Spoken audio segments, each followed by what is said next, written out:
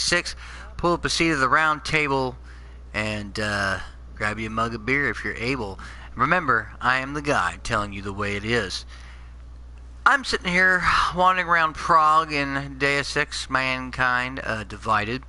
Even though I've titled this episode Mankind Divided, I want to point out that this is not really what the episode is about. I'm showing a little gameplay here. I'm just kind of wandering around in the open world of Prague. I want to talk a little bit about this game. When I picked up the game, I was very, very surprised, very, very, very, very surprised to see a game that at GameStop was selling for less than $20. And I know the game is not that old, but for some reason, here we have this whole game that is old, that is already lowered in price, because apparently, just like in 2011, Deus Ex Human Revolution, apparently, no one bought it either. And not a lot of people are buying this, except perhaps the hardcore fans.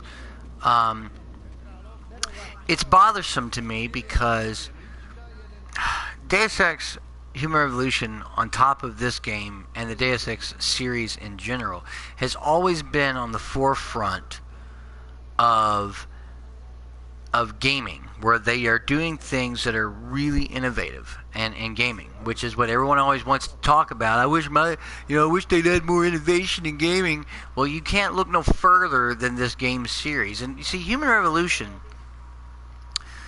in 2011 got very good reviews, but these reviews were in the 7s and 8 range. Even though, in my opinion, Human Revolution in 2011 was the best 10 out of 10, in my opinion, game that came out in 2011. And people bitched about these boss battles because Deus Ex had always been a game that never pigeonholed you down into doing anything you didn't want to do. It gave you true freedom of choice in a game, regardless of the conversation, regardless of the gameplay, everything in general. And the problem is that Human Revolution comes out, and here you have Human Revolution, and you got to fight these 3 mercenary bosses, right? And everyone went up in arms over it because, oh my God, it's making me fight bosses. Why can't I just skip it? Or why can't it's like, shut up.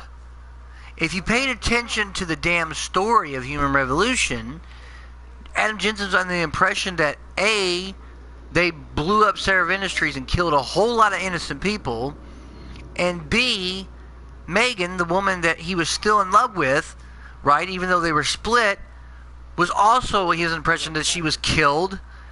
And so he wanted to bring not just people to justice, not so much revenge, but justice. He wanted to find out, why did Megan die? Why did these people have to die?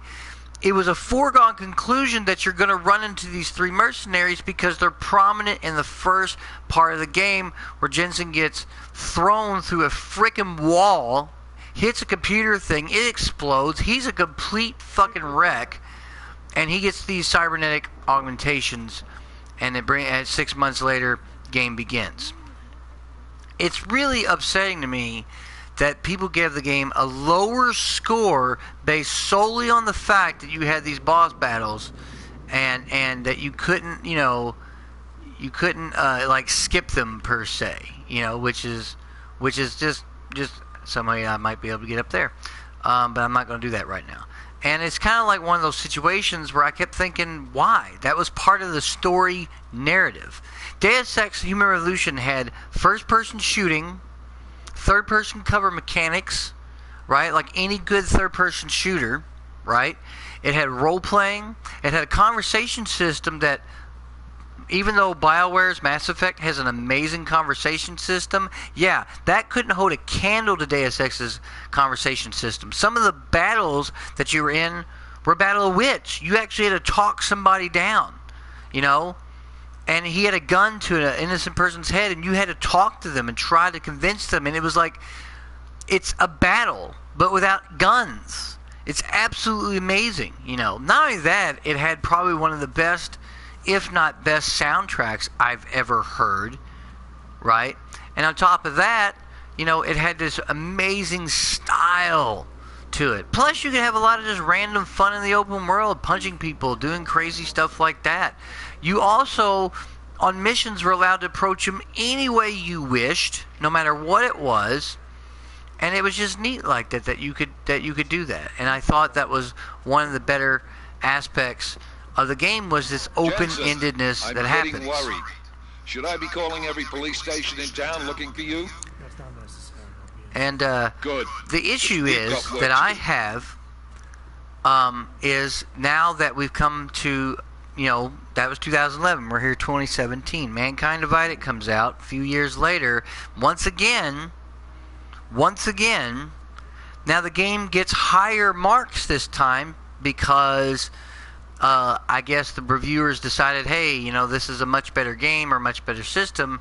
It's leaps and bounds over Human Revolution in many ways, but keeps that core element gameplay. You're back as playing Jensen. I thought for sure that there's no way we'd see another Deus Ex game or even a sequel to Human Revolution, considering that it was kind of left open for that, And I'm really disappointed in the fact that Human Revolution, and the people that reviewed it and the way they reviewed it versus this game, and the fact that people did not buy this game. Number one, the game still has your first-person shooting, just like Deus Ex. I can still hit the cover. I can still switch between stuff. I can do everything that you can do. Even better this time, instead of using a control scheme that's a little different, a little different from what most people are used to. You get 4 different control schemes. You can play this in their new control scheme, Human Revolutions, or a classic first-person shooter, which is what I'm playing in. So it feels like any other first-person shooter. And there's one more option, but I don't remember what it's called. But it's just a really interesting thing here. You can walk around. Here's this guy's place. I can just walk up here. What the hell? That vent probably leads somewhere. See what's going on in here. Looks like his place is locked up. I don't know what the security rating is. I may not be able to hack it. It's 5. There's no way I can hack it at my current level. It's just one of those situations where you're like, let me see if I can get in here. Which I can. But there's gas in there. That's bad. Not good. Not good. Took a little damage. Some reason there's gas in the vent. I don't know why. But anyway, my point is that you have, it just blows me away that this game is less than $20, because I guess people, it's Deus Ex, I don't want to buy it.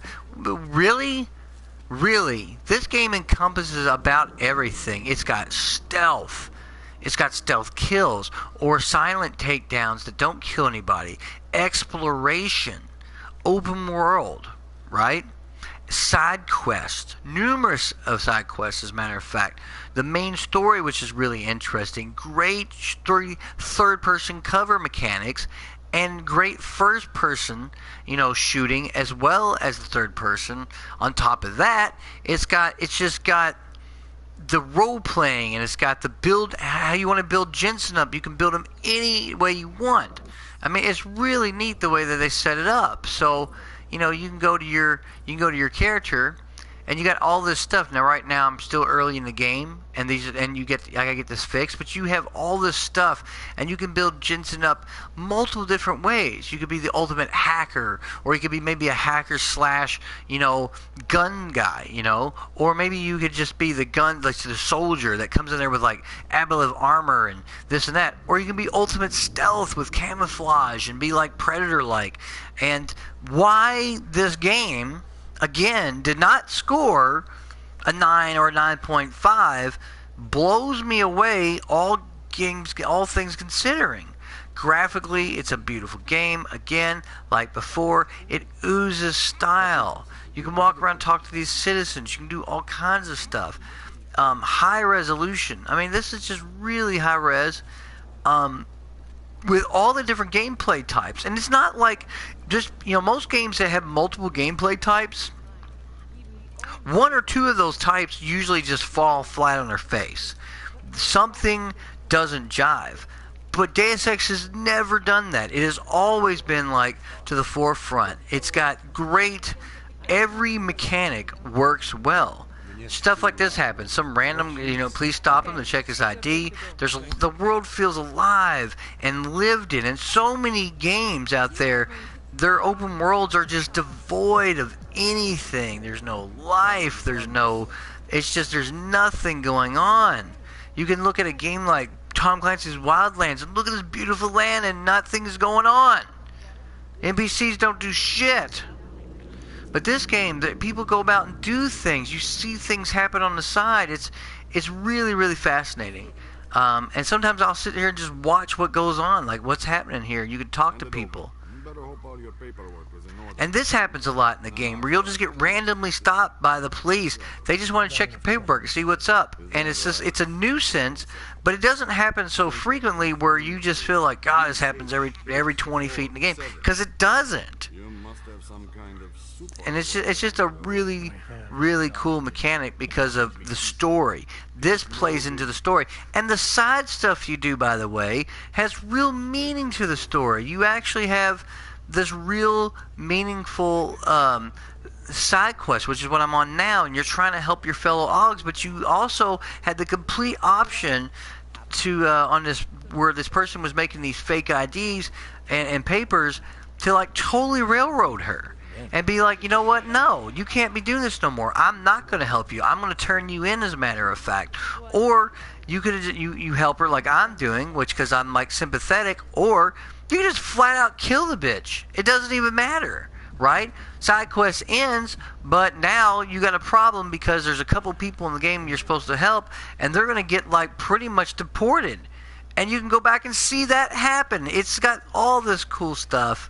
I just am shocked at the fact that people give this game like 7s and 8s, which is a good score, because a 5 is average. Anything above that is above average.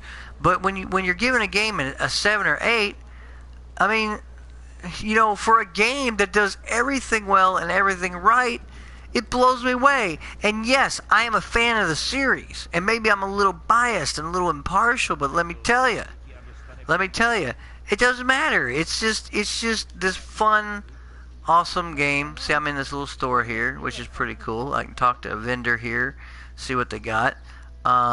It's just neat, and they put so much time and so much effort into the game. And there's so many places you can walk in and out of like that. It's just fun. And like I keep finding this world keeps going on and on. It's just this lived in, really cool, feeling. And I really wish, that there was, here's another store I found. I mean, this is great, being able to walk in places. Most open worlds you're building, you just walk around and you don't do nothing. There's a Voltar 3000.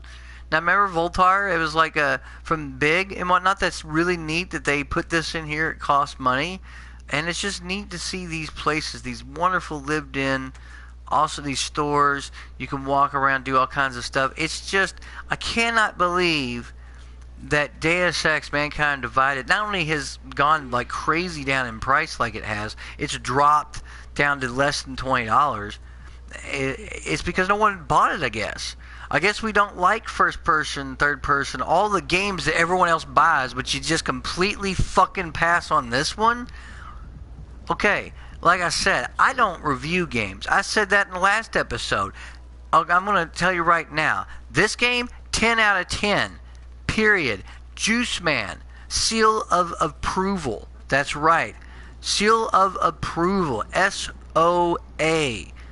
I would give this game that rating based on the fact that the story, again, is so engaging. The music at times is both subtle and wonderful. The environmental effects are great.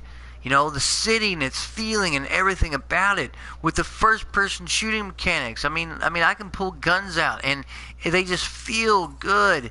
There's nothing about them that feels bad. And again, because they made it now where I can play it like a first-person shooter, it just feels so great. Walking around, blind firing, shooting. It's even got this quick quick to other cover system now, which the other game didn't have, and the ability to do all kinds of interesting things, you know, from that point of view. It's just great. You know, they did this great job. Talking to police officers, you know, it's just a fun. It's just a game that I just highly recommend. If you like first-person shooters, buy it. You like third-person shooters, it's got that too. You like role-playing, yeah, it's got that. You like the skill trees and those sets, yep, it's got that too. Hey, do you like stealth games where you can be stealthy and camouflage and get up on the ceilings and do shit? Yep, it's got that too. What else does this game have? Let me think. Oh yeah, you can just build up your skills and randomly beat the hell out of people. Yeah, it's got that too. Hey, you know, you can visit bars and get drunk and you can do. Yep, it's got that too. What else does it got? Oh yeah, you'll go all over the place, right? Day and night cycles. Yep, it's got that too. What does this game not have? Oh yeah, it doesn't have people buying it. Yeah, and you wonder why we keep getting games like Call of Duty, Battlefield, the same shit year after year. Actually, it's not even a year. It's every 10 months. Here's a new Call of Duty. Here's a new Madden. Hey, here's your Gears of War. Hey, same fucking games over and over and over and over again. Look at that. That's crazy. Look, it's like vitamins and she's says tired. That's cool how they set that up. That's awesome. That's a cool little thing. I just don't get that. You know, I don't understand how we just buy into these games and gamers always bitch about it. I wish they'd make some more innovative games.